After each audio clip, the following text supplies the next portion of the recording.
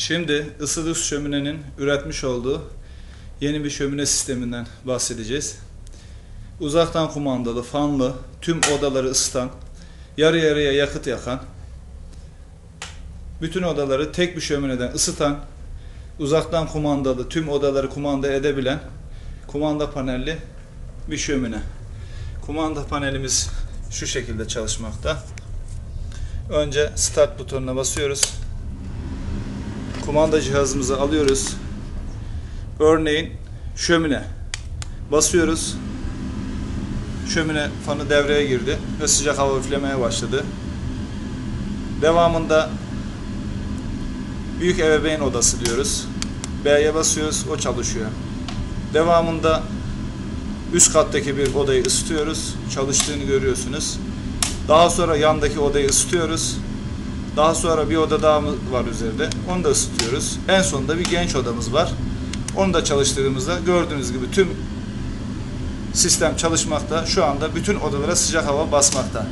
Aynı zamanda kışın sıcak havayla ısıttığınız gibi yazın da bu havalandırmayı çalıştırarak komple bütün odaları soğuk havayla serinletebilirsiniz. Yaklaşık klima kadar serinletir. Bu şekilde bir sistem. İstediğinizde tamamen bütün hepsini kapatabilirsiniz. Şu anda kapandı. Tekrar start'a basıp komplesinde aynı anda çalıştırabilirsiniz. Şu şekilde. Sesini duyuyorsunuz zaten. İsterseniz cihazı buraya koyabilirsiniz. Orada durabilir. İstediğiniz zaman yanına alabilirsin. İstediğiniz yerden bütün odaların ısınmasını, kapanmasını sağlayabilirsiniz. Şöminemiz böyle. Emperador diye bir mermerden üretilen şömine giydirmesi. 70'lik standart hazne ile. Üzerine görmüş olduğunuz bir tane 50'lik menfez. Şimdi yanışını, çekmesini, çalışmasını görüyorsunuz zaten. Çok sağlıklı bir şekilde çalışıyor şöminemiz. Biz bunu yaklaşık 20 gündür üzerinde çalışıyoruz. Böyle bir sistemi geliştirdik. Türkiye'de tek. Şu anda diğer odaları gezmeye başlayalım. Nerelere ısıttığımızı görüyoruz. Yürüyoruz, uzun bir salon. Salondan çıktık. Koridora geçtik. Daha sonra arkada bir oda var. Burada bir odada şu anda görmüş olduğunuz bir menfez. Oradan sıcak hava geliyor. Uzaktan kumandayla çalıştığımızda buradan sıcak hava geliyor. Bu odadan çıkıyoruz. Üst kata çıkalım. Merdivenlerden ilerliyoruz. Şöminemiz alt katta, salonda. Şimdi burası büyük ebeveynin odası. Geliyoruz ve şurada görmüş olduğunuz sıcak hava menfezi. Buradan sürekli sıcak hava basmakta. Şu anda burası da çok güzel sıcak. Diğer yandaki bir odaya geçiyoruz. Burası üst kat, şömine alt katta.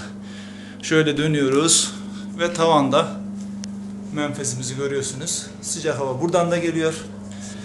Sonra üst koridorda ilerliyoruz. Bayağı bir uzun mesafe. Yaklaşık 13-14 metrelik bir sıcak hava kanalıyla geliyor. İzolasyonludur. Şimdi diğer odanın tavanına bakıyoruz.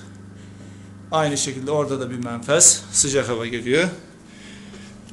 Alt bölümde bir oda var. Burası da genç odası olarak kullanılıyor. Ve aynı şekilde bakıyoruz.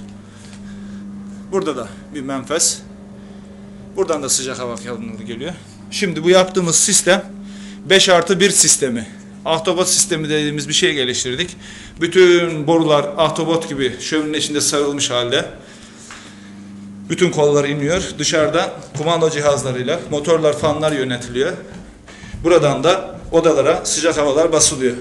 Şömine yanmadığında, yazında sıcak olduğunda bunları çalıştırıp uzaktan kumandayla soğuk hava içeriye basıp içerisini serinletebilirsiniz. İndik ve şöminenin başına geldik. Bu şömineye yaklaşık 20 gün emek verdik.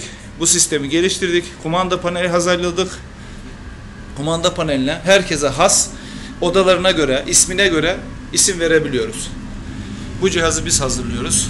Bu şekilde bir panodur. Isılık şömine sistemleri hazırlamıştır. Marka zaten orada. Telefon numaraları da şu şekilde en altta görmektesiniz. İsterseniz bunu tamamen ana tuştan bütün sistemi kapatabilirsiniz. Açmak istediğinizde açılır. start şömine başlar ama istersen onu da kapatıp diğer odaları tek tek de çalıştırma şansınız var. İstemediğiniz odayı kapatıp istediğinizi açabilirsiniz. Şu anda yanlışı bu şekilde. Kontrolünü yaptık. Cihazlarla ölçümünü yaptık.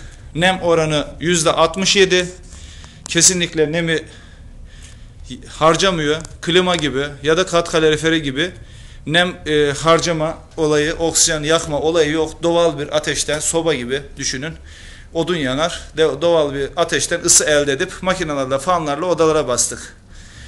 Nem oranı dediğim gibi %65 civarlarında seyretmekte. Menfezlerden sıcak hava çıkışı 65 derecedir. En azı. Oda zemin sıcaklığı 21-22 derece. Üst tavan sıcaklığı 35 derecedir. Çekimimiz şimdilik bu kadar. Daha ilerlerde geliştirdiğimiz bir sistemlerle gene karşınızda çıkacağız.